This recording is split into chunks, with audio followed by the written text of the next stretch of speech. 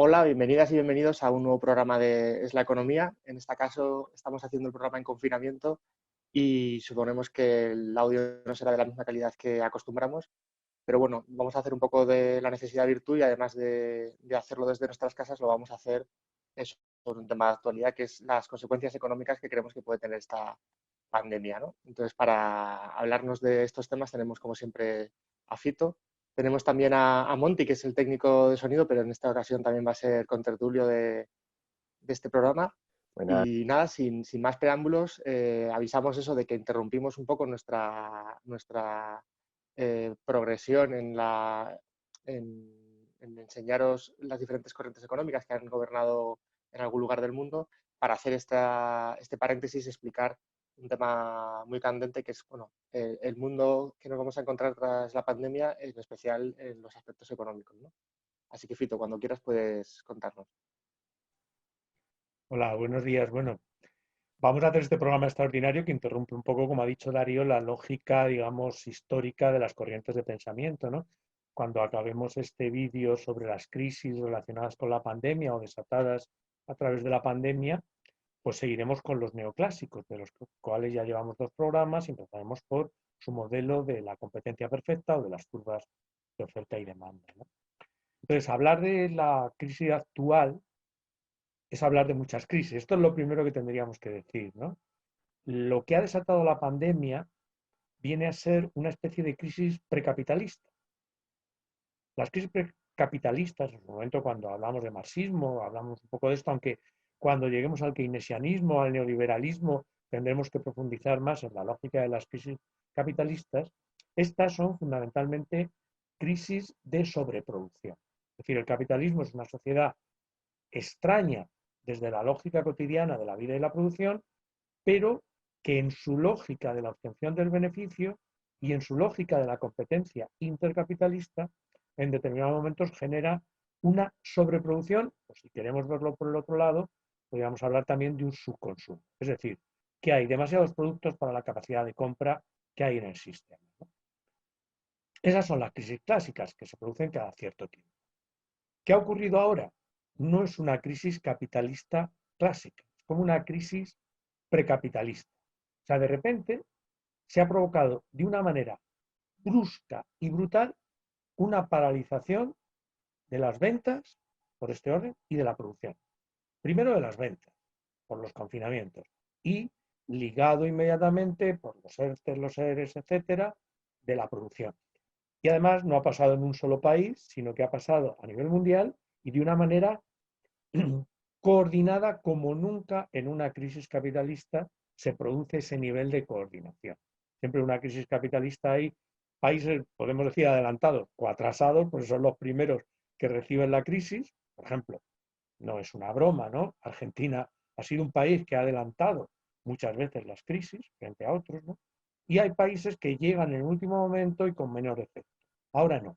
Insisto, se ha producido una crisis precapitalista brusca y brutal. Y en principio no hay sobreproducción. Ahora hablaremos de cómo sí va a haber sobreproducción o subconsumo. Perdón.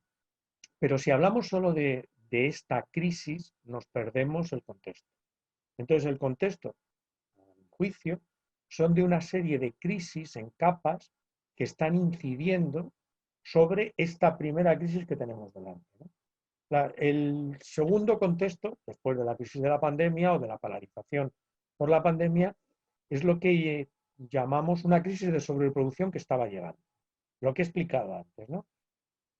Cada 40 años se producen grandes crisis, la última gran crisis fue en torno al año 2008, ha habido otras crisis anteriores conocidas, años 70 del siglo pasado, años 30, 29, 30, 31, 32 también del siglo pasado, y de estas crisis salimos, sobre todo la última, de la del 2008, de una manera diferente a cómo se salió de la crisis de los años 30 y a cómo se salió de la crisis de los años 70. Es decir, salimos sin salir del todo. La recuperación fue mínima, ¿no? Por ejemplo, cuando ahora se recuerda que España, el Estado español, tenía un porcentaje de crecimiento del 2%, Eso en el contexto de los años 70 sería seguir en crisis y en el contexto de los años 30 sería seguir en crisis. Es decir, esta última crisis, junto con la maduración de algunos procesos inherentes al capitalismo, pues probablemente nos han dejado más tocados que nunca y probablemente los ciclos son cada vez más cortos, probablemente también más profundos y probablemente las recuperaciones son también menos recuperaciones y más cortas, ¿no? Es decir, probablemente estamos entrando en un proceso donde esas crisis de 40 años van a ser cada menos años, las recuperaciones van a ser menores y la crisis se puede llegar a convertir en algo casi permanente, ¿no? Podríamos hablar, hemos hablado en otros momentos, pues de un capitalismo zombie, ¿no? Una primera crisis brusca, brutal, que provoca la pandemia, paralización de ventas, paralización de producción, coordinada en todo el mundo y en pocas semanas, de una manera brutal, ¿no? Insólita, casi lo que podría ser una crisis precapitalista, como una guerra, una epidemia, un terremoto, algo que paraliza la vida de repente y de una manera brusca, ¿no? Sin que haya otras razones detrás. Pero, ¿qué ocurría también? Estábamos en un momento en que venía de manera pertinente, inevitable, una crisis de sobreproducción clásica, que se había venido aguantando y que venía sobreviviendo, pero que en los 2, 3 últimos años era evidente que se iba a entrar de nuevo en una recesión generalizada. Había países que ya habían entrado, ¿no? Y había datos como el crecimiento de China, que era pequeñísimo antes del coronavirus, comparando con los crecimientos anteriores. Debajo de esa crisis, algunos consideramos que hay también una crisis que es un mar de fondo más potente, ¿no? Que es la crisis de rentabilidad, de caída de la tasa de ganancia, que hablamos en su momento, ¿no? Algunos consideramos que el capitalismo tiene una lógica interna inevitable, que es una tendencia al que el porcentaje de ganancias vaya cayendo sistemáticamente. Y esto ha pasado desde el nacimiento del capitalismo. ¿Qué ocurre? Durante mucho tiempo, ese porcentaje de ganancia menor, los capitales lo conjuraban con una mayor producción, con conquistar territorios que no eran capitalistas, con el imperialismo, con las guerras, con la depredación, y aunque el porcentaje seguía una tendencia a la caída, la ganancia, la masa de ganancia era mayor. ¿Por qué? Ganaba menos, por poner un ejemplo simple, por cada producto, pero en conjunto vendía más productos a más personas y entonces la cantidad de ganancia es mayor. El tema o el problema para el capitalismo y para todos los que en esta sociedad y en este modo de producción vivimos es que da la sensación de que esto se ha instalado de una manera muy potente. Siempre el capitalismo había encontrado fórmulas de conjurarlo, fórmulas de superar esa situación, incluso durante décadas, y hacer incluso que la tasa fuera creciente, pero la sensación que da es que en este momento hay casi un estado estacionario en cuanto a las ganancias, al porcentaje de ganancias. Incluso más allá de las crisis, en una situación hasta de supuesto auge, el ejemplo que decíamos antes, ¿no? Cuando se habla de crecimientos potentes del 2%, si tenemos en cuenta que además esos cálculos son pues difíciles de establecer claramente. El Producto Interior Bruto es un cálculo, no es una contabilidad, en algún momento también lo comentamos, ¿no? Pues probablemente podemos decir que estamos muy cerca o en una situación casi estacionaria. Incluso si revisáramos la contabilidad de grandes corporaciones, grandes bancos que dan ganancia, sin recurrir al ejemplo japonés, donde los bancos los llamamos bancos zombies porque llevan 25 años, podemos decir que en quiebra, pero funcionando, muertos en vida, podríamos llegar a decir que estamos en una situación donde la tasa de ganancia está peligrosamente cerca del cero o incluso, en muchos casos, por debajo del cero. Pero eso no es óbice, tendríamos que explicar también por qué, para que las empresas sigan funcionando. Es decir, la no obtención de beneficios no implica la quiebra de las empresas. Eso sería un tema que tendríamos que ver. Es decir, tenemos sobre la primera crisis, la segunda crisis de sobreproducción y esta tercera crisis latente, que es una crisis permanente, que, bueno, también actúa en los ciclos hacia arriba, hacia abajo, pero que está ahí y que pone probablemente al capitalismo en su conjunto, independientemente de otras crisis, en una situación de dificultad de funcionamiento con la lógica del sistema. Ya veremos con qué salir. Por debajo de esta crisis, por debajo en el sentido también de que es una crisis más potente, más de fondo, y era la que Darío comentaba, ¿no? Y yo he puesto ahí una palabra que es que hay una crisis irreversible del modelo energético basado en los combustibles fósiles, basado en el petróleo, gas natural fundamentalmente, ¿no? Y que esta crisis plantea un problema de rentabilidad del capitalismo, pero plantea sobre todo un problema de funcionamiento y de sinergias del sistema. Es decir, pone al borde de una posibilidad de quiebras como no podemos imaginar y además a muy corto plazo, 3, 5, 10 años, todo el modelo de transporte, el modelo de producción industrial, el modelo agrícola, que es también un modelo ligado al petróleo, el modelo de vida y el modelo de movilidad de la gente, etcétera, etcétera, etcétera.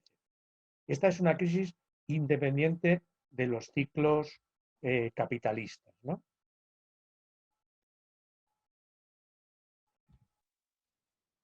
Monty quería decir Sí, algo. sí, bueno, sí, yo lo que quería era recalcar eso, ¿no? Que siguiendo el lenguaje periodístico este de estas últimas semanas de confinamiento, la economía mundial y la economía española llegan a esta situación con patologías previas, ¿no? Muy claras.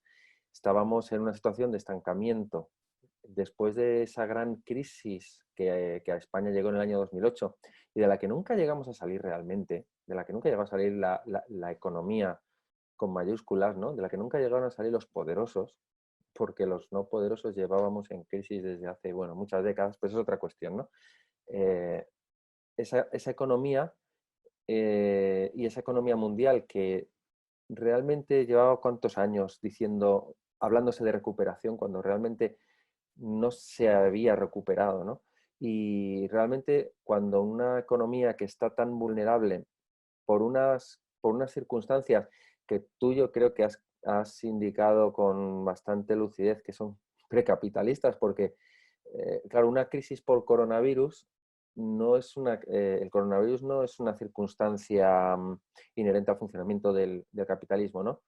Lo que pasa es que ahora mismo el capitalismo mundial y el capitalismo español llevaba atravesando unos años una situación de debilidad extrema que no puede aguantar una situación de parón económico como el que estamos viendo durante más de 3 o 4 meses, por ejemplo, sin que empiece a haber quiebras en cadena, sin que empiece a ponerse, bueno, desde el primer día se puso encima de la mesa con respecto al tema del confinamiento. Ha habido disensiones muy grandes en el seno del gobierno. Digamos, el área económica del gobierno no estaba de acuerdo con el parón de toda actividad económica no esencial, mientras que el área, digamos, más sanitaria del gobierno sí estaba a favor.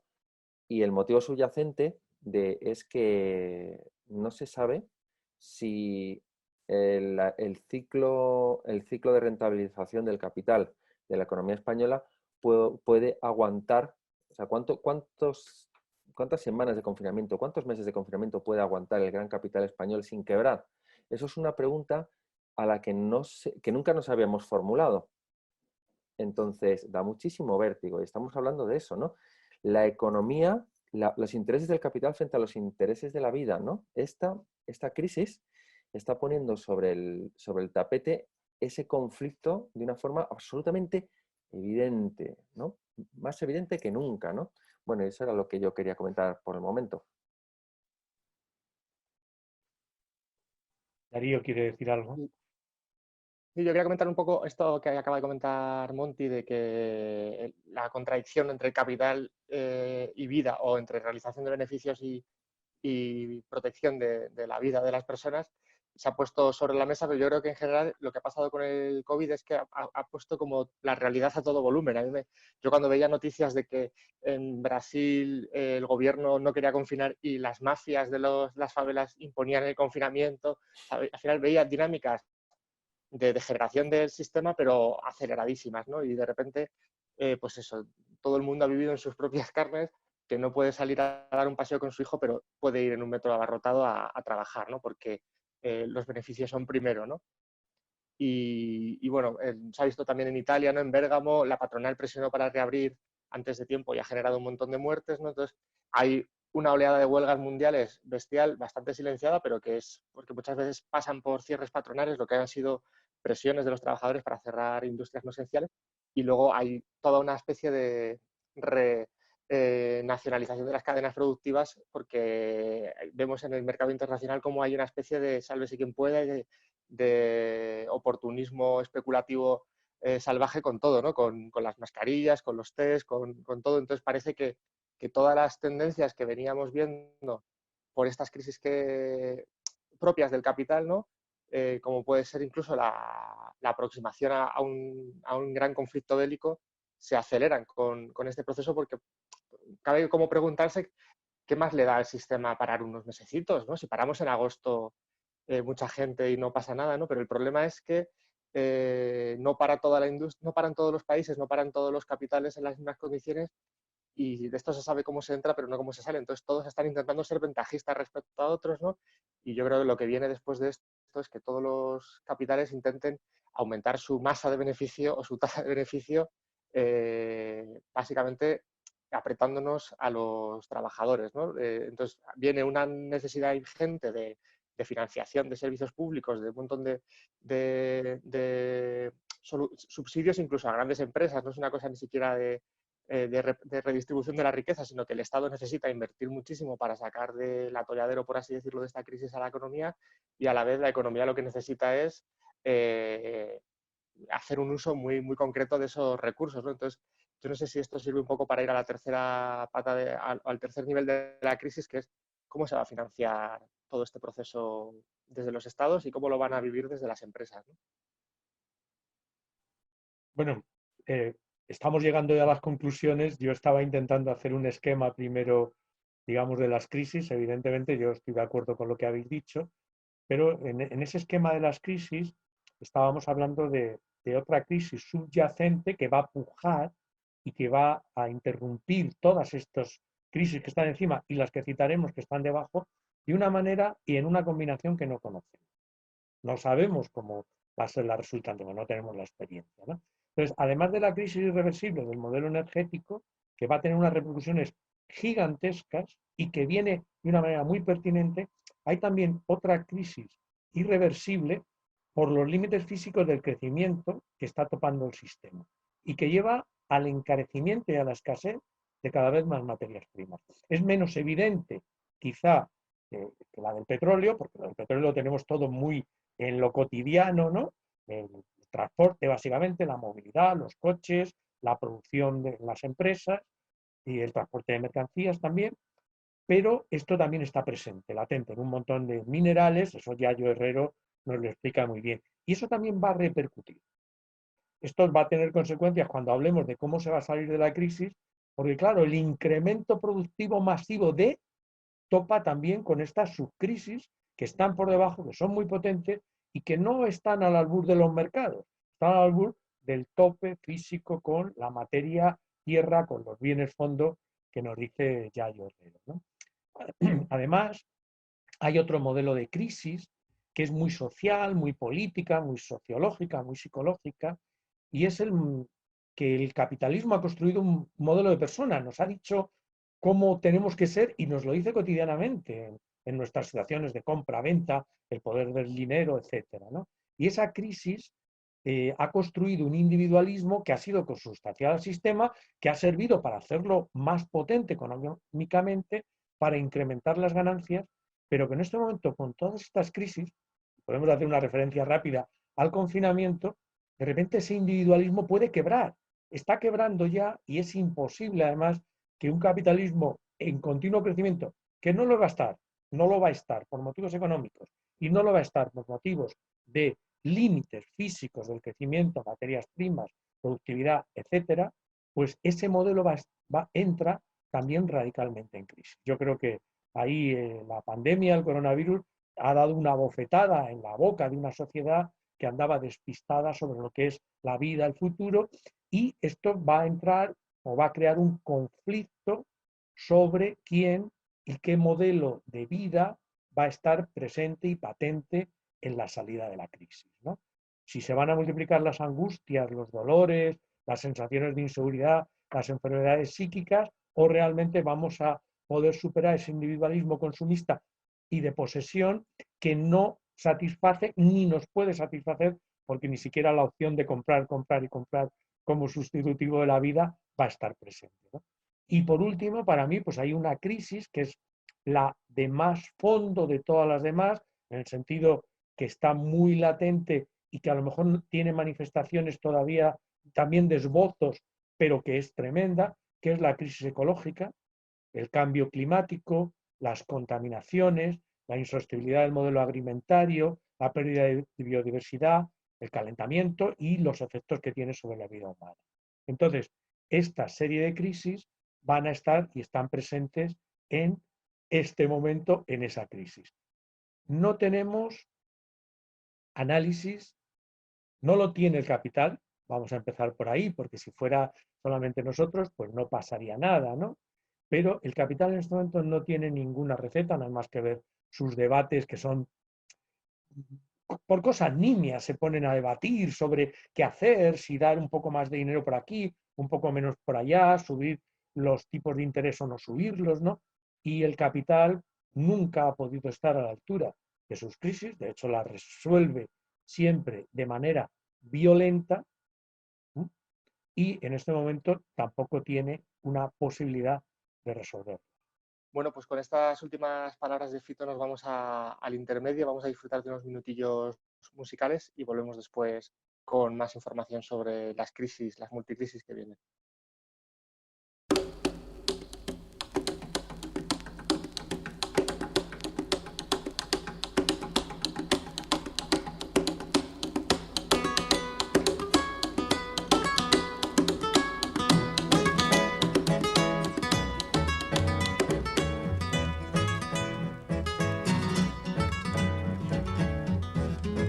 Mire, doña Soledad, póngase un rato a pensar.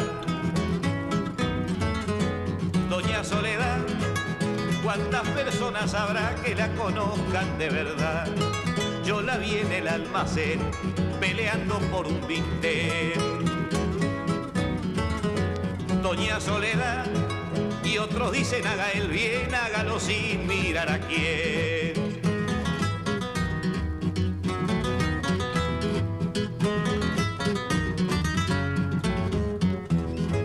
¿Cuántos vínteres tendrá sin la generosidad? Doña Soledad, con lo que pueda comprar el pan y el vino nada más. La carne y la sangre son de propiedad del patrón. Doña Soledad, cuando Cristo dijo no, usted sabe bien lo que pasó.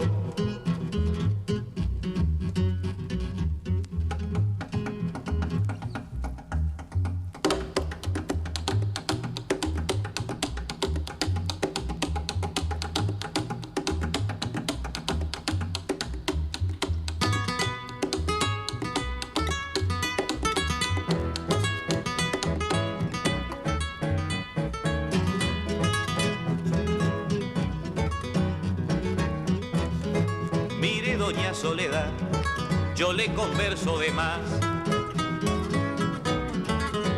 Doña Soledad, y usted para conversar hubiera querido estudiar. Cierto que quiso querer, pero no pudo poder. Doña Soledad, porque antes de ser mujer ya tuvo que ir a trabajar. Mire, doña Soledad, póngase un poco a pensar. Doña Soledad, ¿qué es lo que quieren decir con eso de la libertad? Usted se puede morir, eso es cuestión de salud. Pero no quiera saber lo que le cuesta un ataúd. Doña Soledad, hay que trabajar, pero hay que pensar, no se vaya a morir, la van a enterrar, doña Soledad. Bueno, pues después de estos minutillos musicales vamos a continuar hablando de la multicrisis en la que estamos. Y retomando un poco el tema con el que hemos cerrado, bueno, hay también mucha relación entre esta crisis de fondo ecológica y el propio coronavirus, ¿no? Parece que las pandemias, aparte de tener mucha relación con la industria agroalimentaria siempre, ¿no? Desde el principio de los tiempos, ahora tiene mucho que ver también con la invasión de espacios naturales en los que existen virus que no suelen afectar a los humanos, pero que al apiñar a los animales salvajes con animales de granja y con los humanos, pues se facilita este salto de interespecie. Así que parece que incluso el propio trasfondo de esta crisis tiene mucho que ver también con el futuro, hacia el que vamos, ¿no? Y si el sistema, como decía Fito, no tiene resolución para estos problemas, seguramente para los que vengan, que pueden ser aún más graves, aún menos, ¿no? Bueno, si os parece, yo voy a compartir una pantalla con un esquema que lo estáis viendo en este momento y donde aparece lo que he comentado, las diferentes capas de la crisis, ¿no? Pero si vamos directamente a la crisis que se está desatando en el Estado español, y hablar del Estado español no es por ser reduccionista, porque lo hemos repetido, lo hemos dicho todo, es una crisis mundial y además tremendamente coordinada, milimétricamente coordinada, una cosa también insólita, ¿no? Entonces, si podéis ver y si leéis bien el esquema, empieza con ese primer círculo más o menos deformado, cómo se manifiestan las crisis capitalistas, ¿no? Entonces, las crisis capitalistas se manifiestan, no quiere decir son, se manifiestan siempre primero por una caída de las ventas. O sea, ese es el primer concepto. A veces es una caída circunstancial. Claro, cuando hablamos de una caída de las ventas, hablamos de una caída generalizada de las ventas. Es decir, no hay una caída de la producción, sino hay una caída de las ventas y es la que va a motivar la caída de la producción, el cierre de empresas, la destrucción de instalaciones por desaparición. No hay más que darse una vuelta por nuestro país y ver la cantidad de grúas que hay por ahí medio tiradas, derrumbradas y tal, ¿no? Entonces, esta caída de la crisis generalizada y persistente, o sea, que no es un día, no es una semana, no es un mes, es lo que caracteriza la crisis, ¿no? Además, en este caso, ¿qué ocurre? Un poco lo que estuve pensando y dándole vueltas ayer es que aunque no hubiera esa otra crisis de sobreproducción que ya venía, esta caída crearía una crisis de sobreproducción o subconsumo. Intento explicarlo, ¿no? El capitalismo, y esto lo hablábamos también en su momento, no es una economía estable, no puede ser estable, no funciona con estabilidad. Siempre está creciendo o decreciendo. Cuando está creciendo, todas las sinergias llevan a que crezca más. Es decir, parece que el crecimiento es infinito, el crecimiento de la producción, ¿no?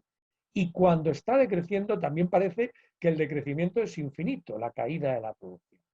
Entonces, cuando un golpe brusco, aunque no hubiera esa crisis de sobreproducción latente, que la hay, ese golpe brusco provoca de repente una caída de las ventas, una sobreproducción, crisis de cierre de empresas, despidos, caída de salario, caída de las ventas a su vez, eso haría entrar a la economía capitalista en una crisis clásica de sobreproducción.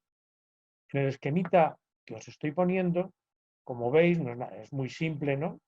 Es esa caída de las ventas, si veis el ratón, provoca la caída de los beneficios del capital, que es la lógica de la crisis. Estamos hablando desde la lógica del capitalismo. O sea, no estamos aquí hablando desde algo más humano, ¿no? Desde el dolor de la gente, la miseria que provoca, la marginación o las guerras que provoca y provocaron en su momento y pueden volver a provocar, ¿no? Pero inmediatamente esa caída de las ventas provocan esa caída de los crecimientos del capital, con lo cual muchas empresas entran en pérdidas, las que ya tenían pérdidas y venían sosteniéndose, entran a veces en quiebra irreversible y esto hace que se genere una cadena de quiebras porque las empresas, la banca, tienen inversión en otras empresas, les dejan de pagar, o sea, lo que es la lógica de una crisis. Tú puedes estar medio bien, pero te debe alguien algo y no te paga, ¿no? Y puede repercutir en la banca. Esto en ninguna crisis, y tampoco en esta, es uniforme. O sea, no todos los sectores de la economía caen igual. Por ejemplo, en este caso está claro que la repercusión sobre el turismo va a ser muy fuerte. Hay gente que dice que incluso irreversible, si lo unimos además a las otras crisis, ¿no? que se manifiestan, el tema del petróleo, etcétera, ¿no? El turismo pues, se tiene que repensar. O sea, la gente, no solo porque no haya vuelos, haya restricciones, sino vamos a suponer que se levanta el confinamiento, pero la gente va a tener miedo. Aparte que va a haber mucha gente que no va a tener recursos para hacer turismo. Y el modelo de turismo desprejuiciado, el turismo como qué alegría, me voy de viaje, pues va a ser de repente, cuidado a ver qué me va a pasar, a ver si me confinan, viene una segunda oleada de la crisis, y por eso suponemos que ese sector va a entrar, y eso repercute en el Estado español y en algunos territorios del Estado español de una manera muy fuerte, fortísima, también sin saber exactamente las consecuencias. Obviamente, la caída del sector turístico repercute en todos los demás sectores, el agrícola, el industrial, el mercado de trabajo, etc. En la crisis también suele caer rápidamente la producción de bienes de equipo, de maquinaria, para entender.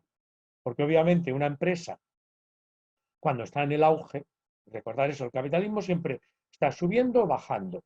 Se habla de ciertos periodos de impasse, pero suelen ser subidas pequeñas o caídas pequeñas. Inmediatamente empieza la subida grande o la caída grande, ¿no?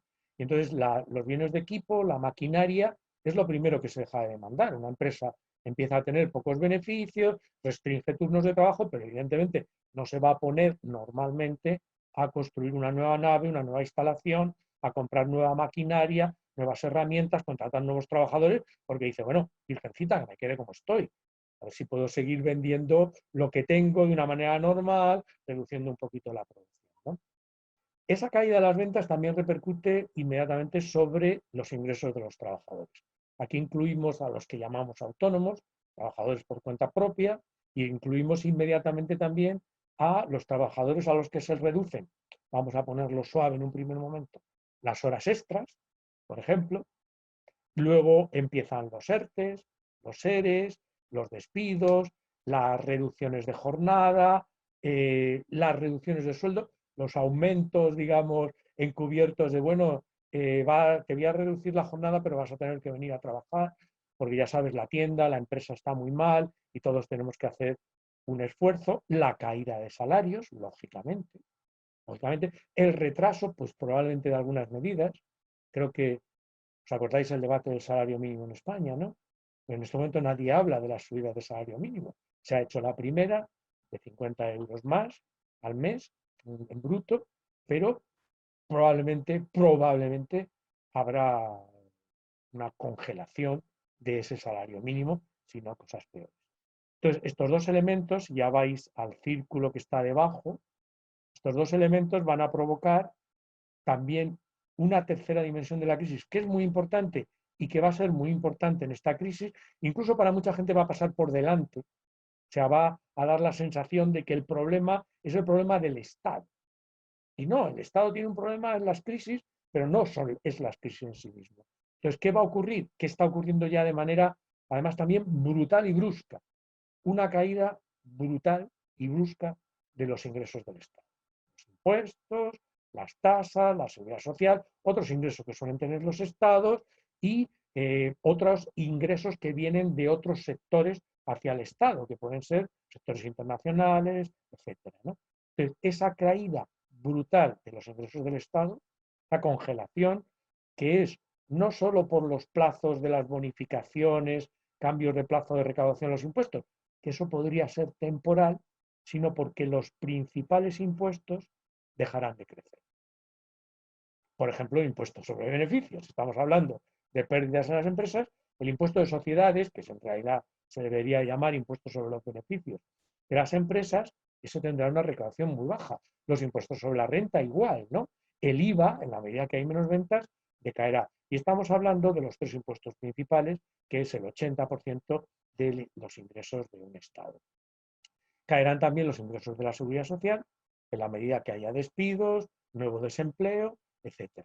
Y a la vez, esta crisis, por su lado sanitario, está obligando a un incremento importante de los gastos del Estado inmediato. Los gastos de emergencia, los avales bancarios por 200.000 millones de euros que ha concedido el Estado para que la banca privada preste y a su vez, pues claro, algunos de estos préstamos no se podrán cobrar y se ejecutará el aval y entonces nosotros pagaremos un negocio que ahora la banca no tiene problema hacerlo con poco cuidado, ¿no? En la medida que tiene, como siempre, la banca, ¿no?, el respaldo o la red del Estado sujetándola. A la vez se van a implementar otra serie de ayudas, como estás hablando, del ingreso mínimo vital, ayudas de emergencia, etcétera. Con lo cual, y ahí estaríamos yendo al último elemento del esquema, habría un efecto sobre el Estado que es un incremento también muy fuerte del déficit, es decir, de la diferencia entre lo que ingresa y lo que gasta, y por lo tanto también un incremento de lo que debe, que ya se da en una situación muy grave, porque en este momento la deuda pública, la deuda del Estado, no hablamos también de la deuda privada, que habría que hablar, que también se va a incrementar, que es altísima, ¿no? Pero el Estado español debe en este momento aproximadamente el equivalente al Producto Interior Bruto de un país. Como además el Producto Interior Bruto caerá, esa deuda se incrementará porcentualmente y se incrementará también por el aumento de gastos y no se pagará alguna deuda, se renovarán créditos por la disminución de los ingresos. Entonces, ¿qué está ocurriendo? Y con esto ya acabo, ¿no? Y entramos más en un debate, ¿no? A corto plazo, en el marco que estamos de la Unión Europea, que es un marco neoliberal, más neoliberal que el de los Estados Unidos, más neoliberal que el de Gran Bretaña, a pesar de que aquí parezca que no, y digamos parece mentira, como son de liberales, aquí tenemos un marco súper restrictivo, donde en principio en los tratados de la Unión Europea no están permitidos los préstamos a los gobiernos directamente, solo se puede prestar a los bancos o a los particulares, entidades financieras, que a su vez esos pueden prestar a los gobiernos, comprar deuda pública, con lo cual, a no ser que hubiera una reforma rapidísima de los tratados, a la cual se opondrían obviamente una serie de países, no podría directamente, pueden buscar un truco, siempre es posible. Si hay consenso, buscarán un truco, pero parece que no hay para prestar directamente a los estados, ¿no? Sino que sería esta manera indirecta. Con lo cual, el remedio a corto plazo para cubrir ese enorme déficit, por supuesto, las condiciones de equilibrio del 3%, 2% se van por ahí. Se está hablando de que el déficit estará entre un 8, un 10, un 15%. Nadie lo sabe, de nuevo. Lo dice el Fondo Monetario Internacional, que es experto en equivocarse hacia arriba y hacia abajo. No lo sabemos, ¿no? Pero, ¿qué plantea eso? Primero, una situación de emergencia en las finanzas públicas. Y entonces, esa situación de emergencia, que es lo que se está negociando dentro de la Unión Europea, lo que se está pidiendo son dos cosas, básicamente. Más préstamos, pero insisto, para la banca, para que el gobierno pueda sacar deuda pública, sea eterna o no sea eterna, que eso no es nada más y un tecnicismo, ¿no? Tecnicismo financiero, probablemente de poco éxito, ¿no? Porque comprar deuda eterna como que no es muy recomendable si vamos a las crisis que hay latentes en estos momentos, pero nuevos préstamos de privados, de banca, fundamentalmente al gobierno, que a su vez serían recomprados por la Unión Europea, lo cual quiere decir más deuda y también más gastos, porque los intereses subirían. De hecho, los intereses que paga el Estado español comparados con los que paga Alemania, la famosa prima de riesgo, el diferencial, pues obviamente en estos momentos están subiendo, ¿no? ¿Qué están pidiendo también desde el Estado español y otros gobiernos de la Unión Europea? Que los mecanismos directos de dinero a fondo perdido, por llamarlo de alguna forma, lo que, si os acordáis, aunque ahora se habla menos porque han disminuido, lo que se llamaban los fondos de cohesión, que te daban dinero para hacer autopistas y que era dinero realmente a fondo perdido. O sea, la Unión Europea, a través del Banco Central Europeo, emitía dinero, daba la tecla, es decir, de alguna manera, o lo ponían los gobiernos, perdón, sobre todo esta última forma, lo ponían los gobiernos en un saco común del presupuesto de la Unión Europea y eso iba dirigido pues, a determinados países para determinadas cosas. Es lo que siempre nos han reprochado que los países del sur, los PIG, ¿no? Portugal, Italia, Grecia y España, ¿no? Pues estábamos construyendo autopistas gracias al dinero alemán, al dinero holandés. Y entonces se está hablando de utilizar ese mismo mecanismo, pero ese mecanismo tiene problemas grandes porque serían países que también están en crisis y van a entrar en crisis. Alemania ya ha anunciado la recesión. Tienen que sacar dinero para apoyar a otros países, dinero fresco en este sentido. No es la creación de dinero del Banco Central Europeo para prestar, para comprar deuda que tienen a su vez los privados o los bancos de los estados, ¿no? Eso lleva inevitablemente también a un segundo escenario dentro de esta crisis de las finanzas públicas, que es la disminución de los gastos del Estado. De nuevo, la gran contradicción, una crisis, gran necesidad de recursos económicos y reales y unos estados que están aumentando su déficit, que van a aumentarlo más, que tienen que devolver los créditos que ya tenían, pagar los intereses y nuevos créditos que pedirán, dar garantías. Y entonces, ¿qué pasará ahí? ¿Aplicarán un plan de rescate? Como prácticamente estaba diciendo los gobernantes de Holanda, ¿no? Un plan de rescate, es decir, vamos, vale, incluso esos créditos que se dan a la banca privada para comprarle la deuda pública, ¿no? De los estados, no a los estados, pues a lo mejor obligarían, en la medida que se dispare el déficit y la deuda, y están pidiendo algunos a planes de rescate. ¿Qué son planes de rescate? Recortes. ¿Dónde? Claro, en el Estado español está difícil. Quizá el paquete más gordo donde se puede recortar y de manera inmediata es en las pensiones. Ese es un espacio. Pero claro, estamos hablando de una situación crítica para la mayoría de los pensionistas, ¿no? Una situación no holgada, más el hecho de que las pensiones se están convirtiendo de nuevo, se van a convertir más de nuevo en un recurso familiar. Aquello que pasó en 2008, 2009, 2010, ¿no? Donde los despidos, la gente volvía a vivir a casa de los padres, ya abuelos pensionistas, y entonces esas pensiones sirvieron para hacer una auténtica seguridad social, ¿no? Se pueden recortar los salarios de los funcionarios. Yo no sé dónde irá la paga extra de junio. Ojalá me equivoque en este vaticinio. Se puede y se va a despedir a empleados públicos, laborales. Se van a rescindir contratos con subcontratas, lo que va a suponer a la vez supresión de salarios. Esas subcontrataciones, muchas van a suprimirse. Se van a suprimir gastos corrientes, gastos en papelería, en electricidad, en transporte, en todo lo que es el gasto corriente, en informática, en momentos donde además se necesitan. Se van a suprimir también, y eso probablemente de una manera brusca y brutal también, las inversiones. Es donde primero se recorta. Bueno, el AVE a lo mejor va a quedar ahí como un recuerdo, ¿no? Durante muchos años las infraestructuras con la hierba creciendo entre medias, ¿no?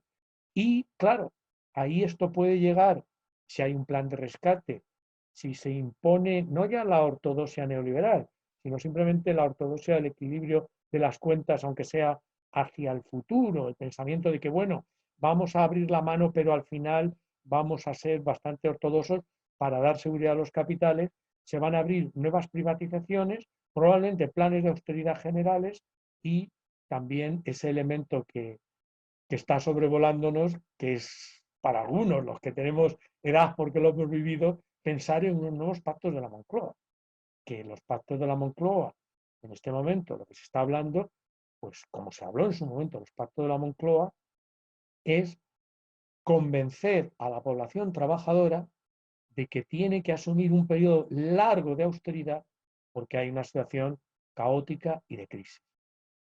Si los pactos de la Moncloa fueron duros en todos los terrenos, incluso en el terreno de las libertades políticas. En un momento podríamos hacer un programa histórico si llegamos al final de todos los programas y empezamos a hacer programas enfocados sobre la transición española en la economía y los pactos de la Moncloa, ¿no? Pero probablemente eso será convencernos de que hay un estado de guerra y que nos toca sufrir más de lo que ya estamos sufriendo. Voy a dejar de compartir pantalla y, si os parece, abrimos los micrófonos e iniciamos un debate. Yo he terminado con mi esquema. Sí, bueno, se me oye bien, ¿no? Perfectamente. Sí, hay dos cuestiones que quería yo recalcar de lo que has comentado, y es que, bueno, a lo mejor a muchos de nuestros oyentes les choca oír esto de que la Unión Europea es más neoliberal que Estados Unidos, ¿no? Después de la campaña que hay en grandes medios como por ejemplo, no sé, todo lo que tenga que ver con el grupo Prisa o también con Televisión Española, ¿no? Con Radio Televisión Española, según lo cual, bueno, se caricaturiza a Donald Trump y a cómo está gestionando la crisis y cómo gestiona la economía de Estados Unidos, y se pone como comparación, se establece una comparación que es donde está la trampa, ¿no? Lo comparan con Pedro Sánchez, con Emmanuel Macron o con Angela Merkel, ¿no? Pero claro, es que no estamos hablando de la economía española, estamos hablando de la economía europea. ¿Qué instituciones? ¿Cómo está desregulada la economía europea? Pues para empezar, la economía europea no tiene, o sea, la Unión Europea no tiene ni siquiera personalidad jurídica. O sea, no tiene ni capacidad para firmar. Algo que tiene, por ejemplo, una sociedad limitada que te la creas en 48 horas con un certificado digital, la Unión Europea no lo tiene. Y eso es el paroxismo del liberalismo en política y en economía, sobre todo, ¿no? De un Estado que, no, o sea, que por no meterse en nada no tiene ni capacidad para firmar documentos, ¿no? La Unión Europea no tiene, o sea, podemos decir que Estados Unidos tiene un sistema de protección social muy débil, si lo comparamos con el de España, pero si lo comparamos con el de la Unión Europea, que ni siquiera existe. Tiene un presidente, por ejemplo, de los Estados Unidos que puede firmar cheques y mandarlo. Y los norteamericanos lo están recibiendo. Es real. Sí, sí, sí. Y Dios nos libre de elogiar a Trump, ¿no? No, claro. Y la Unión Europea, claro, lo que está haciendo es, desde su inexistente personalidad jurídica, está siendo utilizada como foro para disciplinar, desde su creación prácticamente, para disciplinar a las economías de y a los gobiernos de los países que las integran, para meter el neoliberalismo en su agenda de políticas, ¿no? Y lo llevan haciendo descaradamente desde los años 80, ¿no? Entonces, eso es algo que a nuestros oyentes les podría chocar si se limitan a leer los titulares de los periódicos de gran tirada, ¿no? Pero esto es así, la Unión Europea es aún más neoliberal que Estados Unidos, ¿no? Y luego hay otra cosa que yo quería también incidir un poco, ¿no? Lo que has indicado sobre los pactos de la Moncloa, ¿no? Coge Pedro Sánchez y dice, habría que reeditar unos nuevos pactos de la Moncloa, etcétera, etcétera, ¿no? Bueno, yo creo que es interesante, aunque, como bien dices, Fito, esto es para un programa monográfico, ¿no? Lo de los pactos de la Moncloa. Sí que es interesante recordar a la gente que los pactos de la Moncloa se firmaron porque había un momento de gran inestabilidad económica mundial y porque había una correlación de fuerzas en España que por primera vez podía ser más favorable a los trabajadores y el capital quería desactivar ese hecho, ¿vale? ¿En qué se resumieron los pactos de Moncloa? Bueno, antes de los pactos de la Moncloa, las rentas del trabajo eran algo así como el 70% del Producto Interior Bruto. Después de los pactos de la Moncloa, una vez ya corrieron los años, digamos a finales de los 80, la participación de los salarios en el Producto Interior Bruto ya había caído como al 60 y algo por ciento. Entonces, los pactos de la Moncloa se resumieron en blindar las rentas del capital a costa de los intereses de los trabajadores y se vendieron como un apretarse el cinturón, arrimar todos el hombro, construir un nuevo país democrático, bla, bla, bla, bla. Bueno, ¿os imagináis unos pactos de la Moncloa, unos nuevos pactos de la Moncloa? ¿Qué tipos de pactos de la Moncloa nos puede ofrecer, por ejemplo, Pedro Sánchez, Pablo Casado y toda esta gente? Nos va a ofrecer un nuevo tipo de Estado, nos va a ofrecer un nuevo tipo de modelo económico, no ya de sistema económico, ¿eh? O sea, incluso dentro del capitalismo, realmente creemos que estos políticos y los poderes a los que representan nos van a poder ofrecer a la clase trabajadora algo diferente del ladrillo, algo diferente de la banca subsidiada y empotrada en las tripas del Estado, algo diferente de la corrupción como medio indispensable de valorización del capital. Bueno, pues a mí me parece que no. Y aquí es donde tenemos que tenemos que exigirnos un despertar muy rápido. En este confinamiento nos están bombardeando con analogías periodísticas como si estuviéramos en guerra, ¿no? El lenguaje bélico está en boca de todos los responsables políticos y eso es una gran deformación, ¿no? Porque lo que se nos está vendiendo es el mensaje este de mantén la calma y sigue tu camino, ¿no? El mensaje este de keep calm and carry on, ¿no? Bueno, nos están lloviendo bombas, pero hay que aguantar porque estamos luchando por unos valores, no sé qué, no sé cuántos, ¿no? No, sencillamente tenemos encima una crisis sanitaria que se solapa con una crisis económica y somos el colectivo más vulnerable en una crisis económica, ¿no? Los trabajadores. Entonces, nos van a intentar vender una moto, ¿no? Y ahí es donde tenemos que movilizarnos rapidísimamente, ¿no? antes incluso, si es posible, del desconfinamiento. Hay que verlo venir, hay que prepararse. Y bueno, pues eso era todo lo que quería comentar.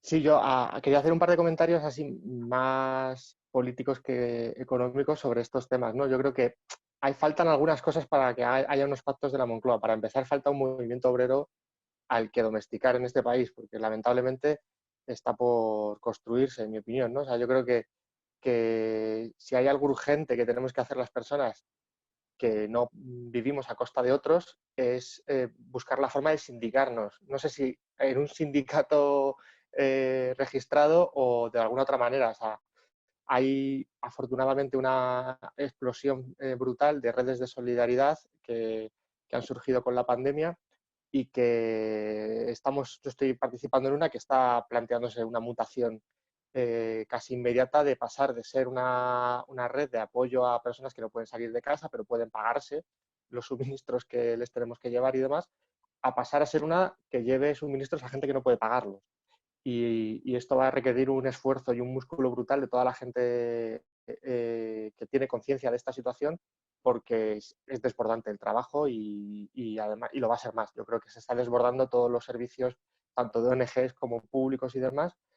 Y yo creo que además hay que dar un contenido quizás político a esto, ¿no? O sea, los sindicatos ilegales en el siglo XIX surgieron de entrañas de mutuas de apoyo que sí que eran legales, ¿no? Entonces tenían ahí la célula clandestina que organizaba la huelga dentro de la mutua para pagarse los entierros entre los trabajadores porque los salarios no daban ni para pagarse el entierro, ¿no? Pues quizás esta red de solidaridad que estamos tejiendo hay que usarla para crear un movimiento que defienda básicamente la satisfacción de las necesidades humanas. No hay ni siquiera que estar de acuerdo políticamente en nada para poder poner en marcha una herramienta defensiva que vamos a necesitar, ¿no?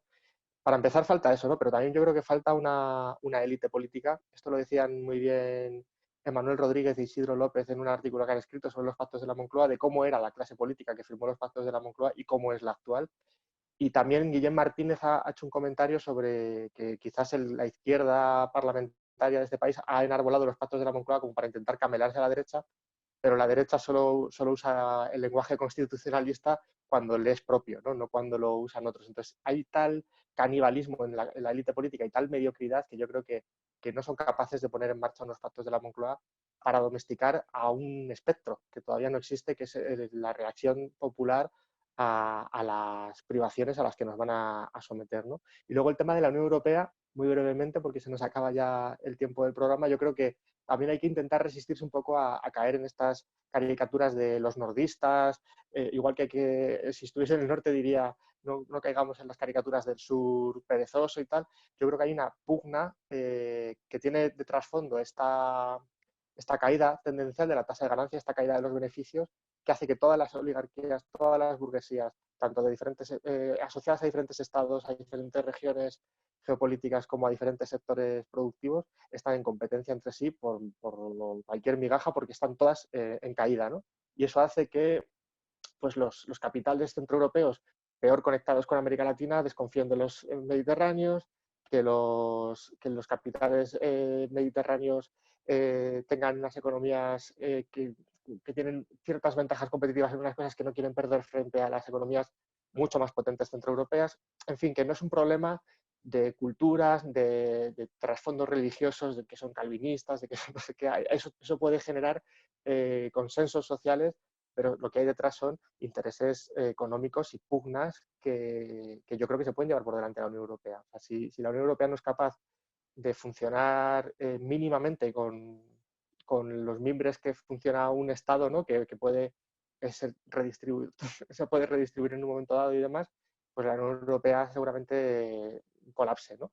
Y detrás del colapso de la Unión Europea yo creo que hay también esa tendencia general en todas partes a agudizarse estas contradicciones y a resolverse primero con guerras comerciales y luego con guerras convencionales, ¿no? Entonces yo creo que sin querer aumentar mucho la ansiedad de los que están confinados y no podemos hacer gran cosa desde nuestras casas ahora mismo, sí que hay que tener una conciencia de que esto es el pistoletazo de salida de una multicrisis y que nos tiene que pillar lo más organizados y lo más protegidos posibles y que confiar en que todo va a salir bien es el primer camino a que todo salga mal, ¿no? Como dice Jorge Richman, para salir de un pozo hay que tener primero conciencia de que se está en un pozo, ¿no? Pues yo creo que estamos en un pozo y la única forma de salir es uniéndonos. Entonces yo animaría a la gente a buscar eso, su sindicato en el trabajo o su sindicato de viviendas y en el barrio o su red de solidaridad popular o lo que sea que tenga a mano para no estar solo frente a un escenario en el que solos somos hormiguitas a punto de ser aplastadas, ¿no?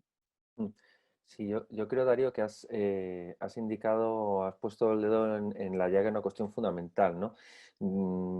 Llevamos ya con estos años de muchas elecciones y mucha crónica política de corto plazo, la palabra pacto nos sugiere, esto es que pacta un partido con otro partido, lo que sea. No, chicos, cuando se habla de nuevos pactos de la Moncloa para superar esta crisis o lo que sea, lo que se está planteando no es un pacto entre partidos políticos, sino un pacto entre clases sociales. En este sentido, se estaría pactando una especie de paz social entre trabajadores y el capital. Y claro, esto nos lleva a pensar, bueno, realmente, si nos metemos en un escenario de pactar, primero, ¿pactar qué? Segundo, pactar entre quiénes, ¿no? El capital lo único que quiere pactar es las condiciones para rentabilizarse. Y, y ahora mismo no ha de extrañar que a sectores vinculados al gran capital la idea de unos nuevos pactos de la Moncloa o no sé qué les caiga un poco fría, porque digamos, a ver, necesitamos pactar con una clase trabajadora que está postrada, que está chupeteando el caramelo del fascismo ya.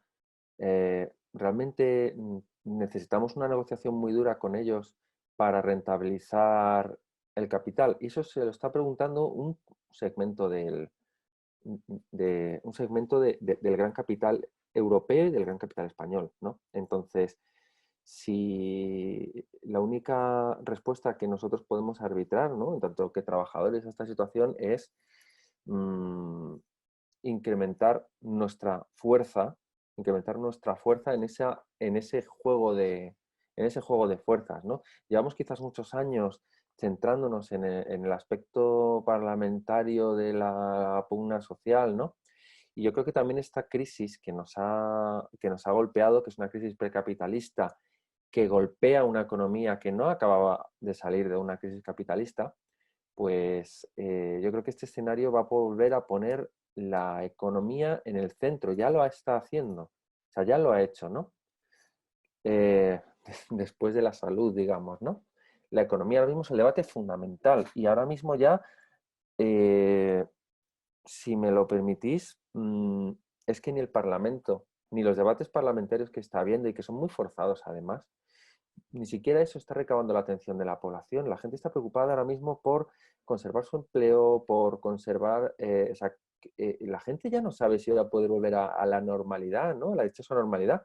Y luego hay personas que se están planteando su normalidad. Digo, bueno, ¿qué estoy echando de menos ahora mismo? ¿Estoy echando de menos el iPhone 13 o a mi familia, ¿no? O sea, que es importante en la vida, ¿no? Hay personas que están pensando estas cosas por primera vez, ¿no? Y es lo peligroso que tiene una situación de encierro, ¿no?, para el poder. Entonces, bueno, se crean también nuevas oportunidades para cosas terribles y para cosas muy buenas también. Así que, bueno, vamos a ver. Sí, yo telegráficamente comentar esto que decías de que se chupetea el caramelo del fascismo. Yo creo que hay que tener dos enemigos ahora mismo muy grandes. Uno es, por supuesto, toda la explicación de la ultraderecha que está deformando todos los debates para intentar encarrilar a su propia gente en unas emociones súper resentidas y rabiosas contra un gobierno en concreto, ¿no?, porque les interesa políticamente, pero también yo creo que porque cuando empezó esto se les estaba desmandando un poco la tropa. O sea, había gente de clase trabajadora con pensamientos muy reaccionarios que de repente veía muy positivamente medidas pues muy socialistas, por así decirlo, ¿no?, que se están haciendo en otros países y demás. Y luego también yo creo que hay que huir de otra cosa que es el papanatismo progubernamental de decirnos que como la ultraderecha es tan irresponsable, hay que cerrar filas con el gobierno. Bueno, pues en esa batalla entre oposición y gobierno nos van a pillar a todos los trabajadores, estemos de un lado o de otro, en bragas, ¿no? Y yo creo que lo que necesitamos no es esa lucha ideológica, sino una lucha material, ¿no?, una lucha de clases.